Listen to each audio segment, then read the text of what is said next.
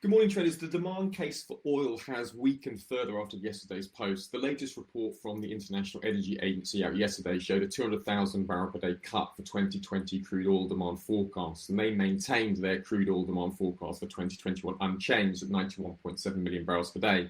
So this kind of adds to the bearish picture for oil, as yesterday's monthly OPEC oil report showed that oil demand growth for OPEC crude was revised down by 700,000 barrels per day to 22.6 million barrels per day for 2020, and even further for 2021 by 1.1 million barrels per day to 28.2 million barrels per day. So oil prices are likely to remain under pressure, although there has been a bumper number of car sales recently, but that hasn't translated into gasoline demand. And according to the CIBC, the weekly EIA gasoline supply data, a proxy for consumer demand, it continues to hover around 90% of the 5-year demand average for the last 9 weeks. So gasoline sales aren't there yet, which makes sense with COVID-19 lockdowns.